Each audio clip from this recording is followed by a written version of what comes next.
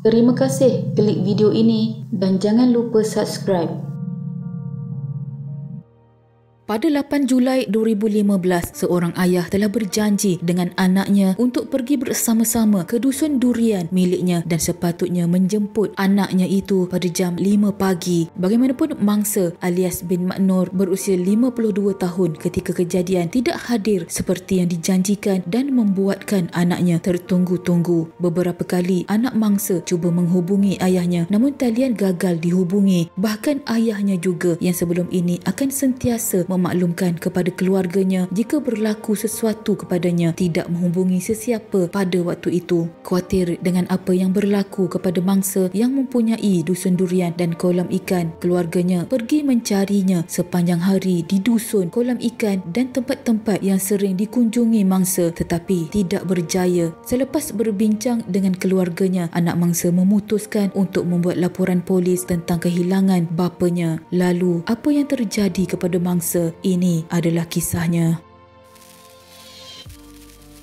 Pada 10 Julai 2015, jam 8 malam, pihak polis telah menerima maklumat daripada orang awam berkenaan terdapat mayat yang tidak dikenali terapung di kolam tampung banjir di sebelah lebuh raya Putrajaya, Cyberjaya. Anggota polis yang terlibat bergegas ke lokasi yang dinyatakan dan mengesahkan terdapat mayat seperti yang dilaporkan. Mayat kemudian telah diambil dan siasatan telah dimulakan oleh polis. Pihak forensik giat menyiasat serta mengumpulkan bukti di sekitar lokasi kejadian. Ketika itu tiada pengenalan diri ditemui pada mayat Mangsa dan jasadnya dibawa ke hospital untuk proses pengecaman dan bedah siasat. Bedah siasat mendapati punca kematiannya ialah tekanan di leher dan terdapat kesan jerutan yang jelas. Terdapat juga kesan lebam dan ikatan tali di anggota badannya. Mangsa kematian dianggarkan 5 hari atau kurang sebelum penemuan mayat. Ketika itu pihak polis yang telah menerima laporan orang hilang sebelum itu telah pergi ke rumah anak Mangsa pada 13 Julai 2015 iaitu 3 hari kemudian selepas penemuan mayat dan meminta anak Mangsa dan kakaknya pergi ke Hospital Serdang untuk mengenal pasti mayat. Mereka telah ke hospital pada keesokan harinya dan telah dapat mengenal pasti mayat yang dijumpai itu adalah bapa mereka yang dilaporkan hilang. Berita yang amat menyedihkan itu terpaksa dikongsikan kepada keluarga mereka yang berharap Mangsa dijumpai dengan selamat. Pihak polis tanpa membuang masa telah menyiasat kes itu di bawah Seksyen 302 Kanun Keseksaan.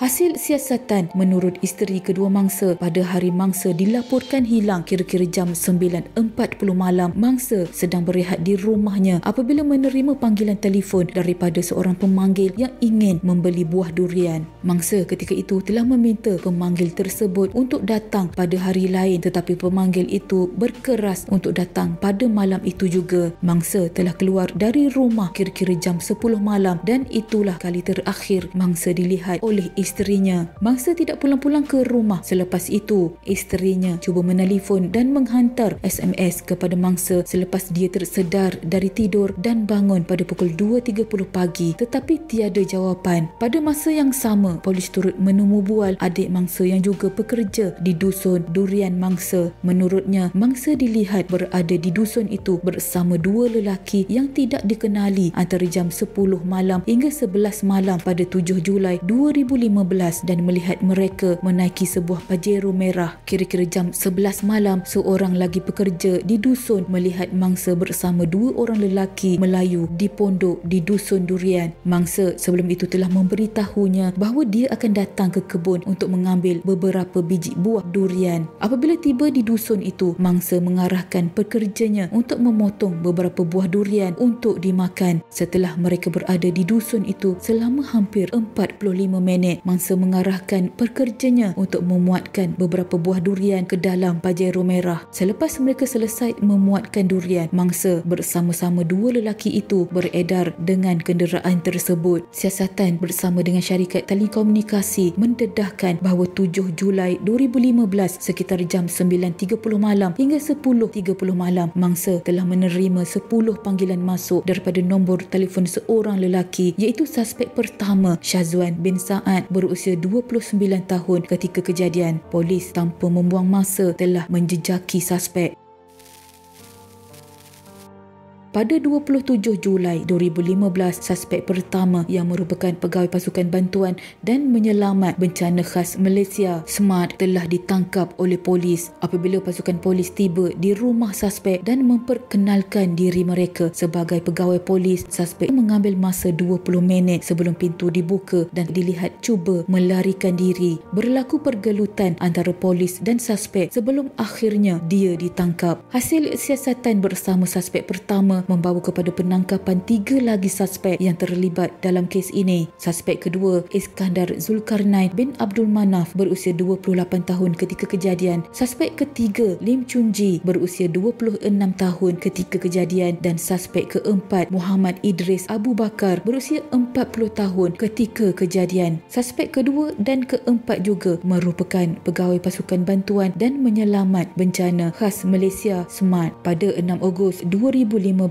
kesemua mereka dihadapkan ke Mahkamah Seksyen Sepang atas pertuduhan membunuh mangsa. Kejadian tersebut didakwa berlaku di kolam tebatan banjir lingkaran Putrajaya, Sahir Berjaya. Pertuduhan terhadap mereka dikemukakan mengikut Seksyen 302 Kanun Kesesaan yang membawa hukuman gantung sampai mati jika sabit kesalahan. Namun, suspek keempat, Muhammad Idris Abu Bakar, yang merupakan pegawai penyelia suspek pertama dan kedua di SMART pada tahun 2015, telah dibebaskan dengan syarat untuk menjadi saksi pendakwaan apabila kes dibicarakan di Mahkamah Tinggi Shah Alam.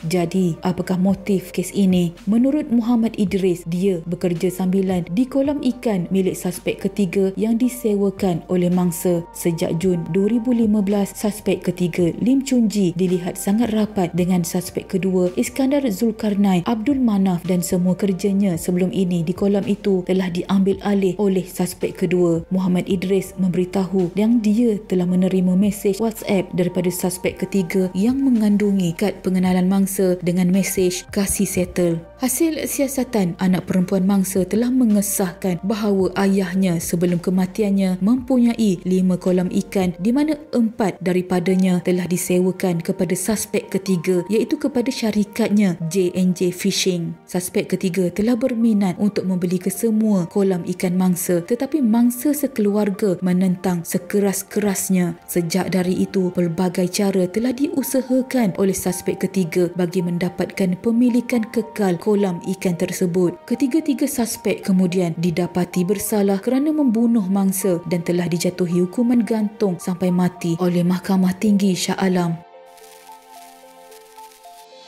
Demi harta di dunia, manusia sanggup membunuh dan hilang kewarasan akal fikiran. Apakah sewaktu mereka melakukan perbuatan kejam itu, mereka berfikir yang mereka akan terlepas dari hukuman? Biarpun tiada rasa bersalah kerana melakukan perkara sebegini, namun ingatlah balasan dari Allah. Jika tidak di dunia, maka di akhirat kelak adalah pasti. Sama-sama kita hadiahkan Al-Fatihah kepada Allahyarham alias bin Mat Nur. Semoga rohnya dicucuri rahmat dan dimasukkan ke dalam golongan hamba-Nya yang beriman.